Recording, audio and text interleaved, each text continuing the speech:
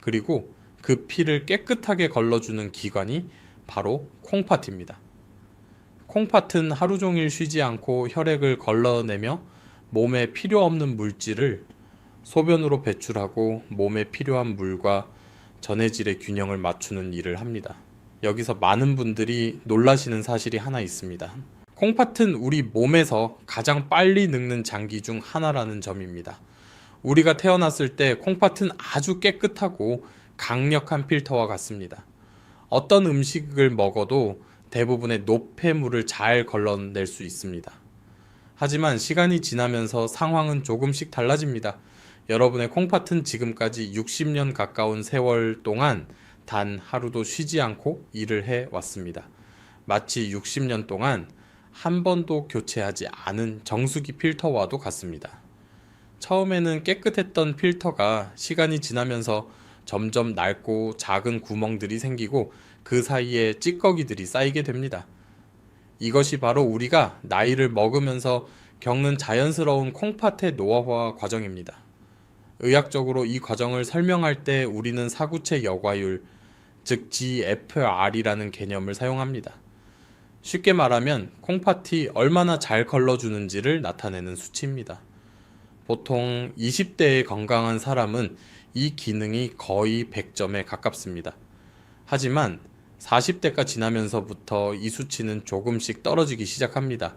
그리고 60대에 들어서면 젊었을 때와 비교해 절반 가까이 감소하는 경우도 흔합니다. 이 말은 무엇을 의미할까요?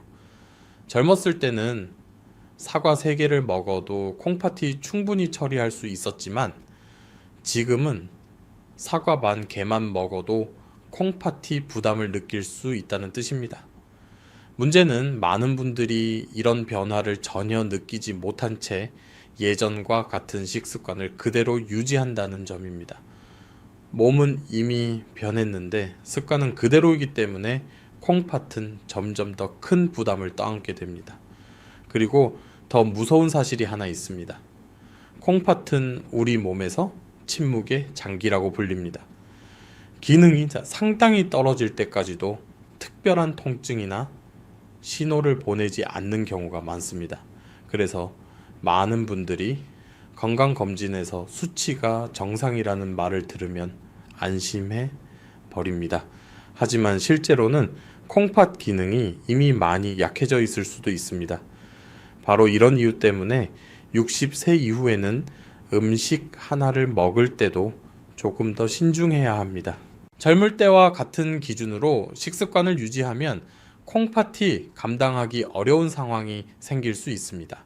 그리고 그 대표적인 예가 바로 우리가 너무나 건강하다고 믿고 있는 과일, 그 중에서도 사과입니다. 많은 분들이 저에게 이렇게 말씀하십니다. 선생님, 저는 평생 술도 안 마시고 담배도 피우지 않았습니다. 몸에 좋다는 음식만 챙겨 먹었는데 왜 콩팥이 나빠졌습니까? 이 질문을 들을 때마다 저는 늘 같은 설명을 드립니다. 건강한 음식을 먹는 것은 분명 좋은 일입니다. 하지만 나이가 들면 몸이 음식을 처리하는 방식 자체가 달라지기 때문에 같은 음식이라도 전혀 다른 결과를 만들 수 있습니다. 특히 60세 이후에는 콩팥뿐만 아니라 여러 장기의 기능이 동시에 조금씩 떨어지기 시작합니다. 혈관은 젊을 때보다 탄력이 줄어들고 혈액순환도 예전처럼 원활하지 않습니다. 간의 해독 능력도 점점 약해지고 위장 역시 소화 속도가 느려집니다. 이런 변화가 하나씩 쌓이면서 결국 콩팥에 더 큰 부담이 가게 됩니다. 여기서 중요한 점이 있습니다. 콩팥은 우리 몸에서 가장 조용한 장기라는 것입니다. 심장은 문제가 생기면 가슴 통증이 나타나고 위장이 나쁘면 속이 쓰리거나 더부룩해집니다.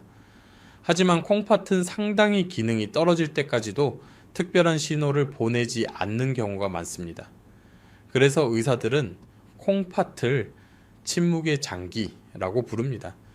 많은 분들이 건강검진을 받고 나서 크레아티닌 수치가 정상이라는 말을 들으면 안심합니다.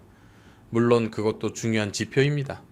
하지만 콩팥 기능은 실제로 절반 이상 떨어질 때까지도 검사 수치가 크게 변하지 않는 경우가 있습니다.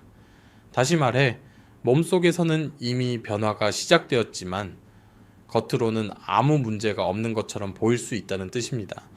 이 때문에 더 조심해야 하는 것이 바로 식습관입니다.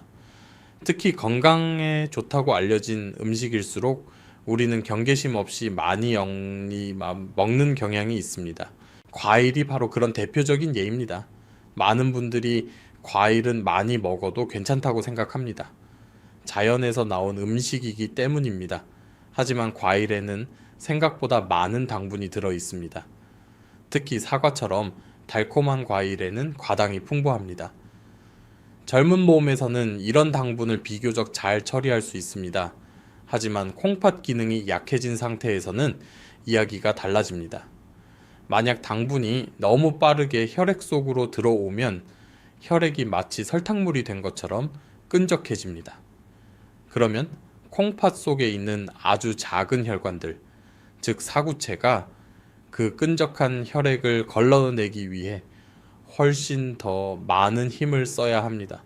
이 작은 혈관들은 머리카락보다도 가늘기 때문에 압력이 계속 높아지면 점점 딱딱해지거나 손상될 수 있습니다.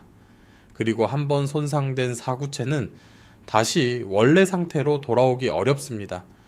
이것이 바로 콩팥 질환이 무서운 이유입니다.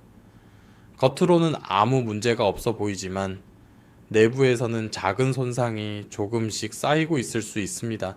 그래서 저는 어르신들께 항상 말씀드립니다. 건강한 음식이라도 나이에 맞는 방식으로 먹어야 한다고 말입니다. 특히 사과처럼 몸에 좋다고 알려진 과일일수록 더욱 조심해야 합니다. 그리고 이제부터 제가 말씀드릴 첫 번째 경고는 아마 많은 분들이 가장 놀라실 내용일 것입니다. 바로 사과를 먹는 방식에 관한 이야기입니다. 이제 많은 분들이 이렇게 생각하실 수 있습니다. 그래도 과일은 건강식 아닌가요? 맞습니다. 과일은 분명 몸에 좋은 식품입니다. 비타민도 풍부하고 식이섬유도 많고 자연에서 얻을 수 있는 좋은 영양소들이 들어 있습니다.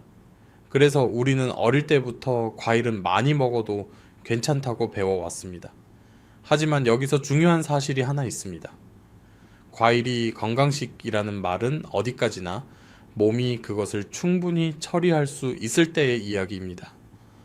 특히 나이가 들면서 콩팥 기능이 약해지면 상황은 조금 달라집니다. 같은 과일이라도 어떤 방식으로 얼마나 먹느냐에 따라 몸에 미치는 영향이 크게 달라질 수 있습니다. 과일 속에는 자연 당분이 들어 있습니다. 대표적인 것이 과당입니다. 많은 분들이 자연에서 나온 당분이니까 괜찮다고 생각합니다. 하지만 우리 몸의 입장에서 보면 당분은 결국 당분입니다. 설탕이든 과당이든 혈액 속으로 들어오면 모두 같은 방식으로 처리되어야 합니다. 젊을 때는 몸이 이 당분을 비교적 빠르게 처리할 수 있습니다. 혈관도 건강하고 콩팥의 여과 기능도 충분하기 때문입니다. 하지만 60세 이후에는 상황이 달라집니다.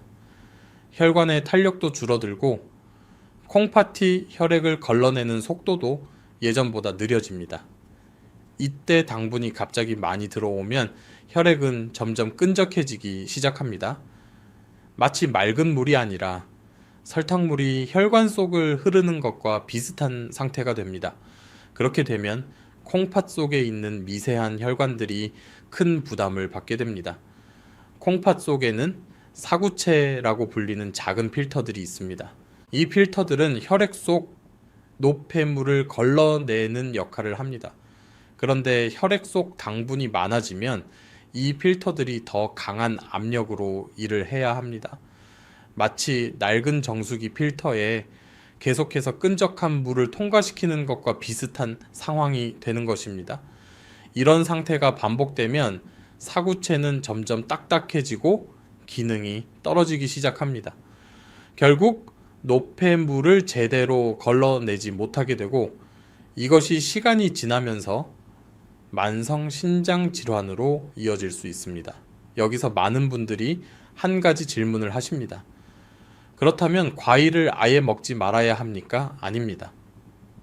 과일 자체가 문제가 되는 것은 아닙니다. 중요한 것은 과일을 어떻게 먹느냐입니다. 같은 사과라도 어떤 방식으로 먹느냐에 따라 몸에 주는 부담이 완전히 달라질 수 있습니다. 그리고 지금부터 말씀드릴 첫 번째 경고가 바로 그 부분입니다. 많은 분들이 건강을 위해 매일 실천하고 있는 습관이지만 사실은 콩팥에 가장 큰 부담을 주는 방법입니다. 아마 이 이야기를 들으시면 상당히 놀라실 수도 있습니다. 바로 사과를 갈아서 마시는 습관, 즉 사과즙이나 사과, 주스에 관한 이야기입니다. 이제 첫 번째 경고에 대해 말씀드리겠습니다. 아마 이 이야기를 들으시면 많은 분들이 깜짝 놀라실 겁니다. 왜냐하면 지금부터 말씀드릴 습관은 많은 어르신들이 건강을 위해 꾸준히 실천하고 있는 습관이기 때문입니다. 바로 사과를 갈아서 마시는 것, 즉 사과즙이나 사과 주스를 마시는 습관입니다. 한국에서는 명절이나 병문안을 갈 때 사과즙을 선물하는 문화가 아주 익숙합니다. 집 냉장고 한쪽에 사과즙 박스가 쌓여 있는 가정도 적지 않습니다. 또 텔레비전이나 건강 프로그램에서도 아침에 과일즙 한 잔을 마시는 것이 좋은 습관이라고 자주 이야기합니다. 그래서 많은 분들이 사과즙을 몸에 좋은 건강식이라고 믿고 매일 아침 공복에 드시기도 합니다. 하지만 여기서 중요한 사실이 있습니다. 사과를 갈아버리는 순간 사과가 가지고 있던 가장 중요한 보호 장치가 사라진다는 것입니다. 그 보호 장치는 바로 식이섬유입니다.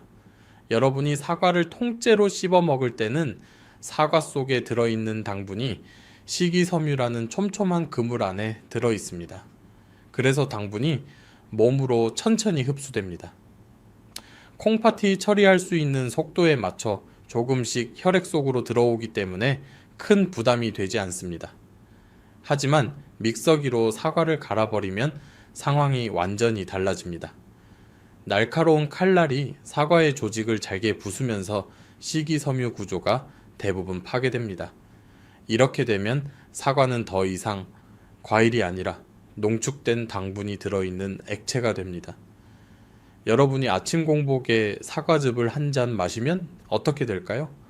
불과 몇 분 안에 많은 양의 과당이 한꺼번에 혈액 속으로 들어갑니다. 그러면 혈당이 갑자기 빠르게 올라가는 현상이 나타납니다.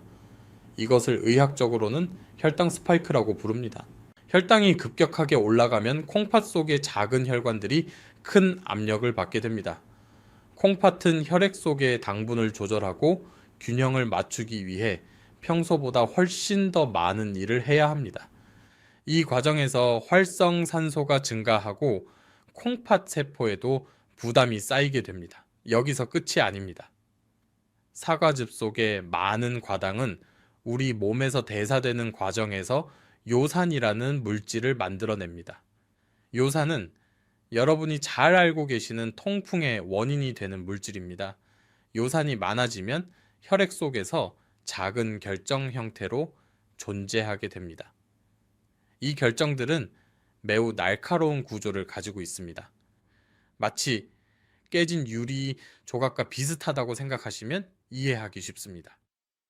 이 작은 결정들이 혈액을 따라 돌아다니다가 결국 콩팥의 필터 역할을 하는 사구체에 걸리게 됩니다. 이렇게 되면 콩팥 조직에 미세한 염증이 생기고 시간이 지나면서 콩팥 기능이 점점 떨어질 수 있습니다. 그래서 진료실에서 저는 종종 이런 말씀을 듣습니다. 선생님, 저는 콜라나 탄산음료는 절대 안 마셨습니다. 대신 집에서 짜낸 과일즙만 마셨습니다. 하지만 콩팥의 입장에서 보면 상황이 크게 다르지 않을 수 있습니다. 설탕이든 과당이든 한꺼번에 많이 들어오면 결국 콩팥이 처리해야 하는 부담이 커지기 때문입니다. 그래서 저는 어르신들께 항상 이렇게 말씀드립니다. 만약 씹을 수 있는 치아가 있다면 과일은 가능한 한 씹어서 드시는 것이 좋습니다. 편하게 마시는 습관이 오히려 몸에는 더 큰 부담이 될 수 있기 때문입니다. 그리고 이제 두 번째 경고에 대해 말씀드릴 차례입니다. 이번에는 먹는 방식이 아니라 먹는 시간에 관한 이야기입니다. 많은 분들이 저녁 식사 후에 사과를 드시는데 이 습관 역시 콩팥 건강과 깊은 관련이 있습니다. 이제 두 번째 경고에 대해 말씀드리겠습니다. 이번에는 사과를 어떻게 먹느냐의 문제가 아니라 언제 먹느냐의 문제입니다. 많은 어르신들이 저녁 식사를 마친 뒤에 입이 심심하다며 사과를 한 조각 깎아 드시는 습관을 가지고 있습니다. 어떤 분들은 이렇게 말씀하십니다. 저녁에 과일 조금 먹는 게 뭐가 문제겠습니까? 하지만 60세 이후의 몸에서는 이 작은 습관이 생각보다 큰 부담이 될 수 있습니다. 여러분도 한 번쯤 들어보셨을 겁니다. 아침 사과는 금사과이고 저녁 사과는 독사과라는 말입니다. 많은 분들이 이 말을 단순히 소화가 잘 안 되기 때문이라고 생각합니다. 물론 그것도 이유 중 하나입니다. 하지만 실제로는 그보다 더 중요한 문제가 있습니다. 바로 밤 동안 콩팥이 쉬어야 하는 시간과 관련이 있습니다. 우리 몸의 장기들은 낮과 밤에 따라 활동 방식이 달라집니다. 낮에는 음식이 들어오고 에너지가 소비되기 때문에 소화기관과 대사 기능이 활발하게 움직입니다. 하지만 밤이 되면 대부분의 장기들이 휴식 모드로 들어갑니다. 특히 위장관의 움직임은 낮보다 훨씬 느려집니다. 이때 식이섬유가 풍부한 사과가 들어오면 어떤 일이 생길까요? 사과에는 펙틴이라는 수용성 식이섬유가 많이 들어 있습니다. 낮에는 이 펙틴이 장을 청소하고 장내 환경을 좋게 만드는 역할을 합니다. 하지만 밤에는 상황이 조금 다릅니다.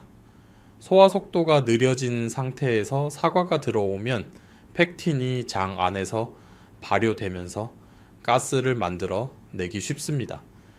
그래서 저녁에 사과를 먹고 누우면 배가 더부룩하거나 속이 불편한 느낌을 경험하신 분들도 계실 것입니다. 어떤 분들은 밤에 배가 부글거리거나 트림이 잦아지기도 합니다. 문제는 여기서 끝나지 않습니다. 장에서 생긴 가스가 복부를 팽창시키면 횡격막을 압박하게 됩니다. 그러면 깊은 잠을 자기가 어려워지고 자주 깨게 될 수 있습니다. 수면이 얕아지고 뒤척이는 시간이 늘어나면 우리 몸의 교감신경이 계속 활성화됩니다. 이때 나타나는 변화 중 하나가 바로 야간 혈압 상승입니다. 정상적인 상태에서는 밤이 되면 혈압이 낮 동안보다 약 10% 정도 떨어져야 합니다. 이것을 의학적으로는 야간 혈압 감소라고 합니다. 이 시간이 바로 콩팥이 하루 동안 받은 압력에서 벗어나 휴식을 취하는 시간입니다. 하지만 밤에 잠을 설치게 되면 혈압이 충분히 떨어지지 않습니다. 그러면 콩팥 속의 미세한 혈관들은 밤새도록 높은 압력을 견뎌야 합니다. 마치 밤에도 수도꼭지를 잠그지 않고 계속 물을 틀어놓는 것과 비슷한 상황이 되는 것입니다. 이 상태가 반복되면 콩팥 속 혈관벽이 점점 두꺼워지고 딱딱해질 수 있습니다. 결국 소변으로 단백질이 빠져나오는 단백뇨가 나타날 수 있고 이것이 장기적으로 콩팥 기능 저하로 이어질 수 있습니다. 그래서 저는 어르신들께 이렇게 말씀드립니다. 사과는 해가 떠 있을 때 드시는 것이 좋습니다. 낮에는 몸이 음식 처리를 위한 준비가 되어 있기 때문입니다. 하지만 밤에는 콩팥도 쉬어야 합니다. 그리고 이제 마지막 세 번째 경고에 대해 말씀드리겠습니다. 이번에는 사과를 먹는 방식이나 시간의 문제가 아니라 사과 표면에 보이지 않게 남아 있을 수 있는 물질에 관한 이야기입니다. 많은 분들이 당연하게 믿고 있는 상식이 실제 환경에서는 전혀 다른 결과를 만들 수 있습니다. 이제 세 번째 경고에 대해 말씀드리겠습니다. 이번에는 사과를 먹는 시간도 아니고 먹는 방식도 아닙니다. 바로 사과, 그 자체에 붙어 있을 수 있는 보이지 않는 물질에 관한 이야기입니다. 많은 분들이 사과는 반드시 껍질째 먹어야 건강에 좋다고 믿고 계십니다. 실제로 방송이나 건강 프로그램에서도 사과 껍질에 좋은 성분이 많다고 자주 이야기합니다. 사과 껍질에는 퀘르세틴 같은 항산화 물질이 들어 있습니다. 이런 성분들은 우리 몸의 염증을 줄이고 세포 손상을 막는 데 도움을 줄 수 있습니다. 그래서 많은 전문가들이 사과를 먹을 때 껍질째 먹는 것이 좋다고 권하기도 합니다. 이론적으로만 보면 틀린 말이 아닙니다. 하지만 여기에는 한 가지 현실적인 문제가 있습니다. 우리가 시장이나 마트에서 구입하는 대부분의 사과는 자연 그대로의 상태가 아니라는 점입니다. 사과는 수확한 뒤 유통 과정에서 상하지 않도록 보관되고 겉모습이 좋아 보이도록 관리됩니다. 이 과정에서 표면에 식용 왁스가 코팅되기도 하고 재배 과정에서는 병충해를 막기 위해 농약이 사용되기도 합니다. 물론 판매되는 과일들은 식품 안전 기준을 통과한 것들입니다. 법적으로 허용된 범위 안에서 관리되고 있기 때문에 일반적으로는 큰 문제가 되지 않는다고 설명됩니다.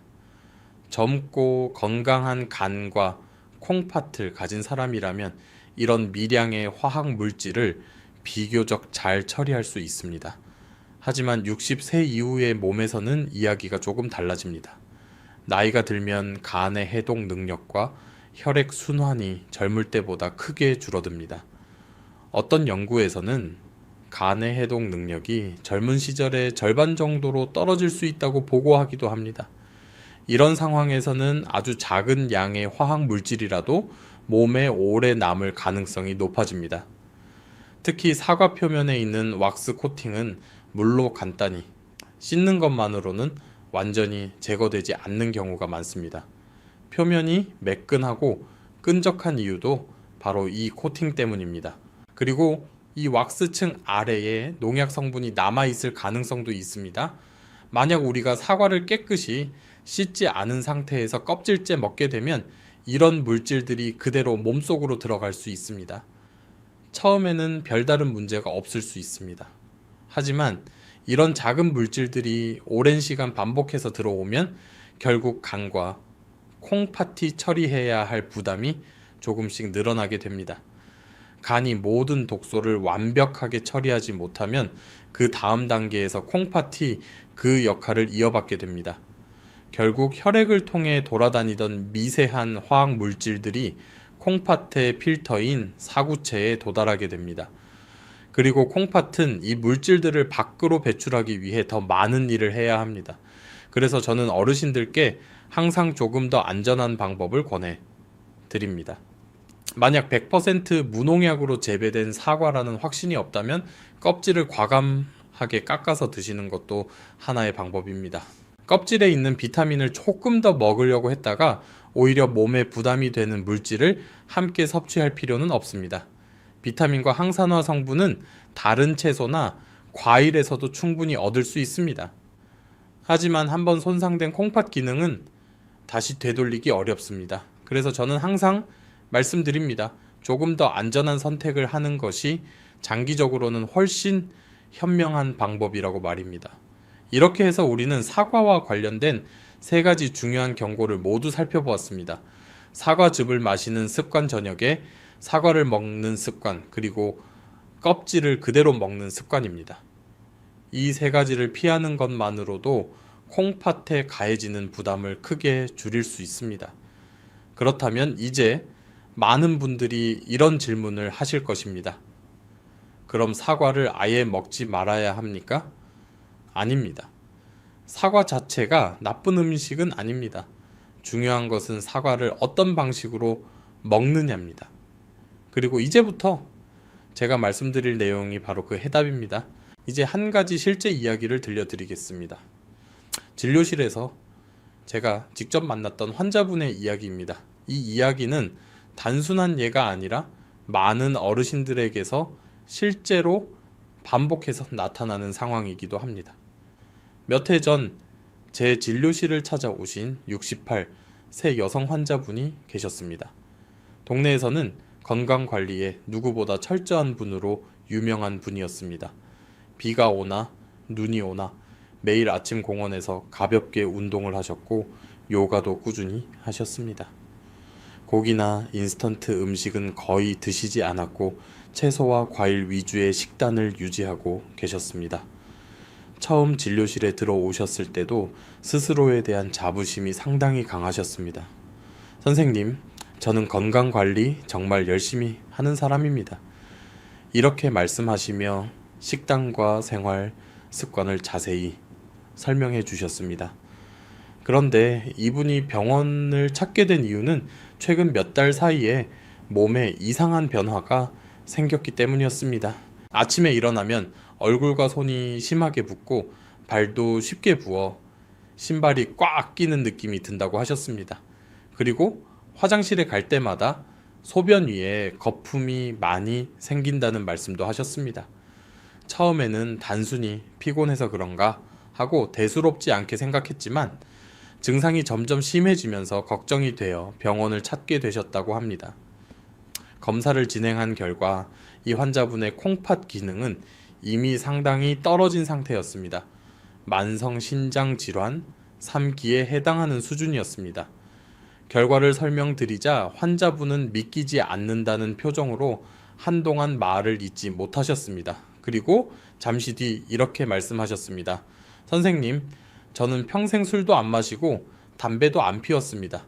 몸에 좋다는 것만 골라 먹었는데 왜 이런 병이 생긴 겁니까? 그래서 저는 환자분의 식단과 생활 습관을 하나씩 자세히 살펴보기 시작했습니다. 하루 동안 어떤 음식을 언제 드시는지, 어떤 음료를 마시는지, 운동 후에는 무엇을 드시는지까지 꼼꼼하게 확인했습니다. 그리고 그 과정에서 한 가지 공통된 습관을 발견하게 되었습니다. 이 환자분은 매일 아침 사과를 한 개씩 꼭 드셨습니다. 그것도 껍질째 드셨습니다. 그리고 오후에 요가 운동을 마치고 집에 돌아오면 갈증을 해소하기 위해 사과즙을 2팩씩 마시는 습관이 있었습니다. 환자분은 이것이 몸에 좋은 생활이라고 굳게 믿고 계셨습니다. 겉으로 보면 정말 건강한 식단처럼 보입니다. 하지만 이미 약해진 콩팥의 입장에서 보면 상황은 전혀 달랐습니다. 껍질에 남아있을 수 있는 미세한 농약 성분이 반복적으로 몸에 들어왔고 운동 후 탈수된 상태에서 마신 농축된 사과즙은 혈액 속 당분 농도를 빠르게 올리게 됩니다. 이 두 가지 습관이 몇 년 동안 반복되면서 결국 콩팥에 지속적인 부담을 주게 된 것입니다. 환자분께 이 사실을 설명드리자 한동안 말을 하지 못하시다가 눈물을 보이셨습니다. 건강을 위해 했던 노력이 오히려 몸을 힘들게 했다는 사실이 너무 충격적이었던 것입니다. 하지만 여기서 중요한 것은 원인을 알게 되었다는 점입니다. 원인을 알면 바꿀 수 있습니다. 잘못된 방향으로 아무리 열심히 노력해도 결과는 좋아지지 않습니다. 하지만 방향을 바로잡으면 몸은 생각보다 빠르게 반응하기도 합니다. 그래서 저는 이 환자분께 사과를 완전히 끊으라고 말하지 않았습니다. 대신 사과를 먹는 방법을 완전히 바꾸는 것을 권했습니다. 그리고 그 방법은 생각보다 간단하지만 많은 분들이 한 번도 시도해 보지 않았던 방식이었습니다. 바로 사과를 익혀서 먹는 방법입니다. 이제부터 그 이유를 차근차근 설명드리겠습니다. 그렇다면 이제 많은 분들이 이렇게 생각하실 수 있습니다. 그럼 사과를 아예 끊어야 하는 것 아닙니까? 하지만 저는 그렇게 말씀드리지 않습니다. 사과는 여전히 좋은 과일입니다. 문제는 사과가 아니라 그것을 먹는 방식이었습니다. 그래서 제가 그 환자분께 드린 첫 번째 조언은 사과를 끊는 것이 아니라 사과의 형태를 바꾸는 것이었습니다. 많은 분들이 사과는 반드시 생으로 아삭아삭 씹어 먹어야 영양소가 살아있다고 생각합니다. 물론 신선한 과일이 건강에 좋다는 말은 틀린 말이 아닙니다. 하지만 콩팥이 약해진 60대 이후의 몸에서는 생과일이 오히려 부담이 될 수 있습니다.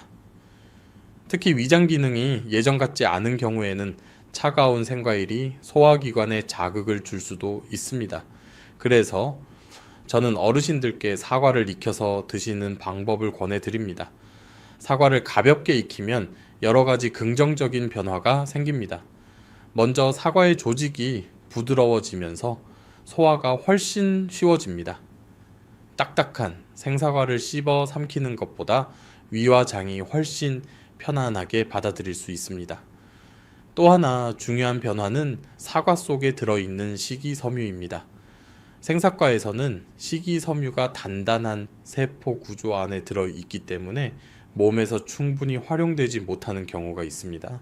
하지만 사과를 가열하면 세포벽이 부드러워지면서 식이섬유가 더 잘 풀어집니다. 이렇게 되면 장에서 흡수되고 작용하는 과정이 훨씬 부드러워집니다.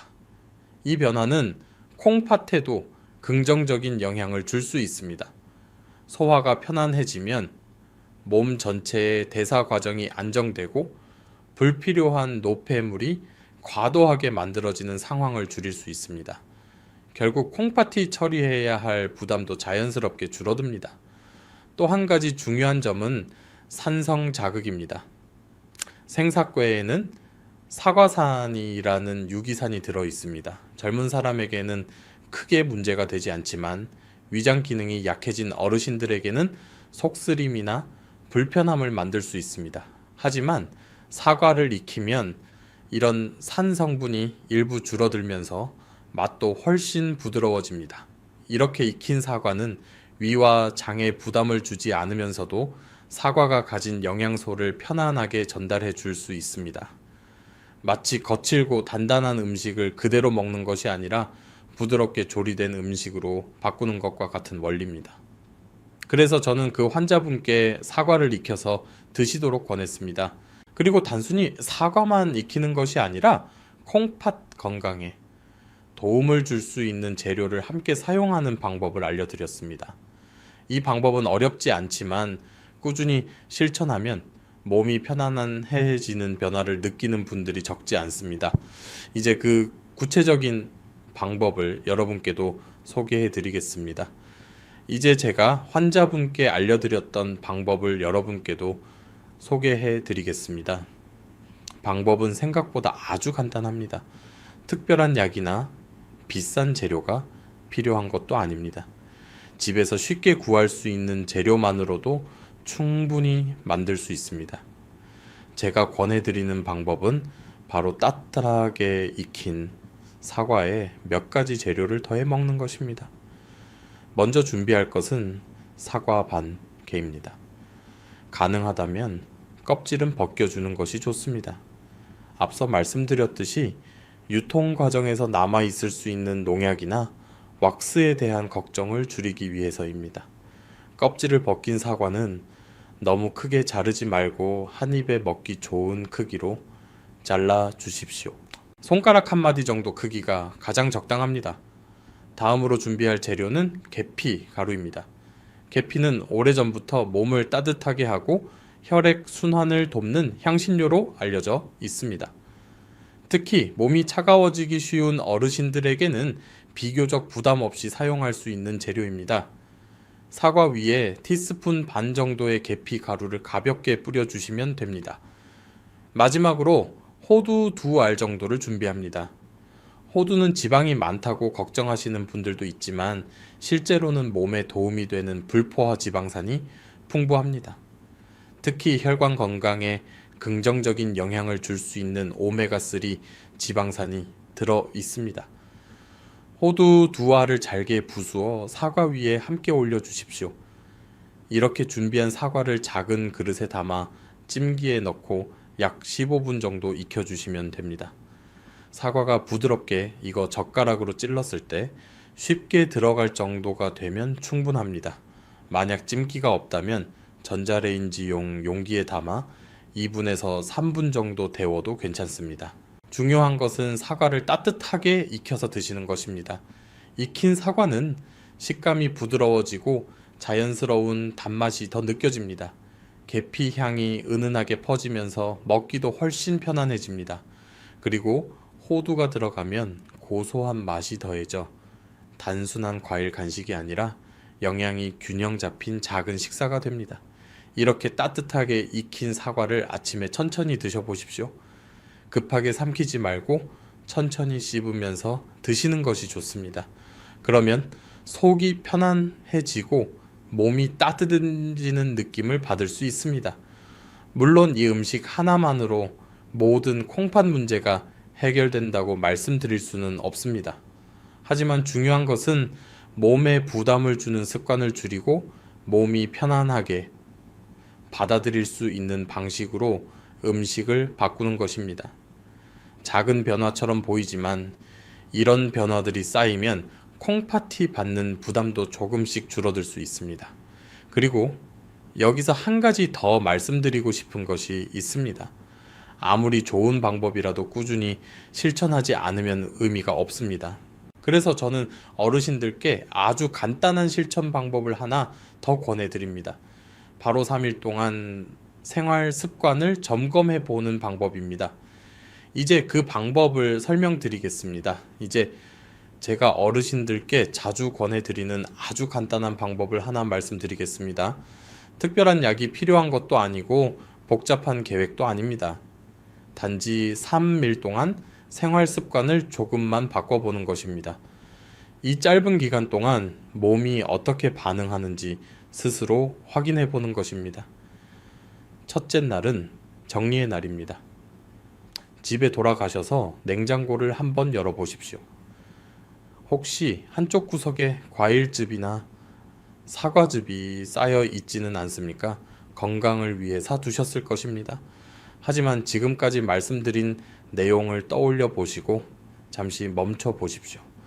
그것을 버리는 것이 아깝게 느껴질 수도 있습니다. 그러나 몸에 부담이 되는 습관을 계속 유지하는 것보다 훨씬 현명한 선택일 수 있습니다.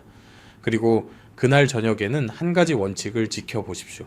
저녁 식사 이후에는 과일을 먹지 않는 것입니다. 물 한 잔 정도는 괜찮지만 과일이나 달콤한 간식은 피하는 것이 좋습니다. 이렇게만 해도 콩팥은 밤 동안 훨씬 편안하게 쉴 수 있는 시간을 얻게 됩니다. 우리 몸의 장기들도 휴식이 필요합니다. 콩팥 역시 마찬가지입니다. 둘째 날은 변화의 날입니다. 아침에 일어나면 먼저 따뜻한 물 한 잔을 천천히 마셔보십시오. 밤 동안 쉬었던 위장과 몸을 부드럽게 깨우는 과정입니다. 그리고 그 다음에 제가 앞에서 말씀드린 따뜻하게 익힌 사과를 드셔보십시오. 사과와 계피 그리고 호두가 함께 들어간 간단한 음식입니다. 이때 중요한 것은 서두르지 않는 것입니다. 천천히 씹으면서 드십시오. 따뜻한 음식이 위장에 들어가면 몸이 편안해지고 혈액 순환도 부드러워집니다. 이런 작은 변화들이 몸의 부담을 줄여주는 데 도움이 될 수 있습니다. 셋째 날은 확인의 날입니다. 특별한 일을 하는 날이 아닙니다. 단지 자신의 몸을 조금 더 주의 깊게 살펴보는 날입니다. 아침에 화장실에 갔을 때 소변 상태를 한번 살펴보십시오. 평소보다 거품이 줄어들었는지, 색이 조금 더 맑아졌는지 확인해 보십시오. 또 몸의 느낌도 살펴보십시오. 아침에 일어났을 때 몸이 조금 더 가벼운지, 얼굴이나 손의 붓기가 줄어든 느낌이 있는지 확인해 보십시오. 물론 사람마다 반응은 다를 수 있습니다. 하지만 이런 작은 변화들을 스스로 확인해 보는 과정은 자신의 몸을 이해하는 데 큰 도움이 됩니다. 제가 이 방법을 권하는 이유는 단순합니다. 많은 어르신들이 건강을 위해 노력하고 있지만 정작 자신의 몸이 어떻게 반응하는지는 잘 살펴보지 않는 경우가 많기 때문입니다. 몸은 거짓말을 하지 않습니다. 좋은 습관을 시작하면 몸은 조금씩 편안해지는 신호를 보내기 시작합니다. 그래서 저는 항상 말씀드립니다. 건강은 거창한 것이 아니라 작은 습관에서 시작된다고 말입니다. 단지 사과를 먹는 방법 하나를 바꾸는 것만으로도 몸이 받는 부담이 달라질 수 있습니다. 이제 마지막으로 꼭 기억해 두셔야 할 중요한 이야기를 하나 더 말씀드리고 마무리하겠습니다. 이제 오늘 이야기의 마지막 부분입니다. 지금까지 우리는 사과와 관련된 3가지 중요한 습관에 대해 이야기했습니다. 사과를 갈아서 마시는 습관 저녁에 사과를 먹는 습관, 그리고 껍질을 그대로 먹는 습관입니다. 이 세 가지는 많은 분들이 아무 생각 없이 반복해 온 행동일 수 있습니다. 하지만 콩팥이 약해지기 시작하는 60세 이후에는 이런 작은 습관들이 몸에 예상보다 큰 부담을 줄 수 있습니다. 그래서 오늘 말씀드린 내용을 아주 간단하게 정리해 보겠습니다. 첫째 과일은 가능한 한 씹어서 드시는 것이 좋습니다. 믹서기로 갈아 마시는 습관은 생각보다 많은 당분을 한 번에 몸으로 들여보낼 수 있습니다. 둘째 저녁 식사 이후에는 과일을 먹는 습관을 줄이는 것이 좋습니다.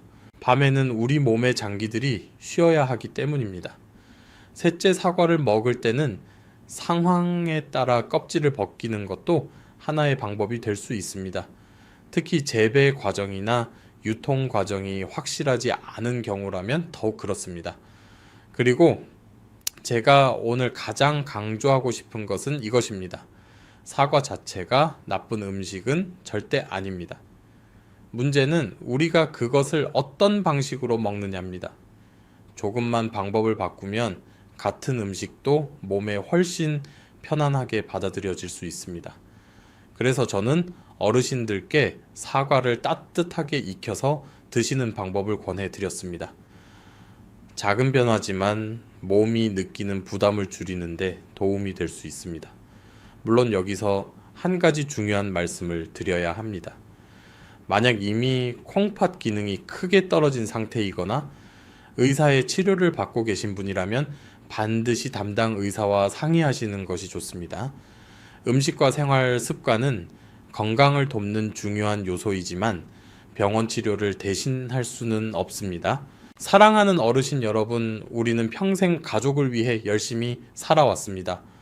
자녀를 키우고 가정을 지키고 수십 년 동안 쉬지 않고 노력해 오셨습니다. 하지만 그 과정에서 자신의 몸이 보내는 신호를 뒤로 미루며 살아온 분들도 많습니다. 이제는 조금 달라져도 괜찮습니다. 남은 시간만큼은 자신의 건강을 위해 조금 더 신경을 쓰셔도 됩니다. 콩팥은 우리 몸에서 아주 중요한 장기입니다. 콩팥이 건강해야 몸이 가볍고 일상생활도 편안하게 이어갈 수 있습니다. 그리고 무엇보다도 스스로의 힘으로 생활할 수 있는 건강한 노후를 지키는데 큰 역할을 합니다. 오늘 말씀드린 내용이 여러분의 생활에 작은 도움이 되었으면 합니다. 거창한 변화가 아니라도 괜찮습니다. 단지 사과를 먹는 방법 하나만 바꿔보십시오. 그런 작은 선택들이 모여 앞으로의 건강을 지켜줄 수 있습니다. 여러분의 건강하고 편안한 노후를 진심으로 응원합니다. 감사합니다.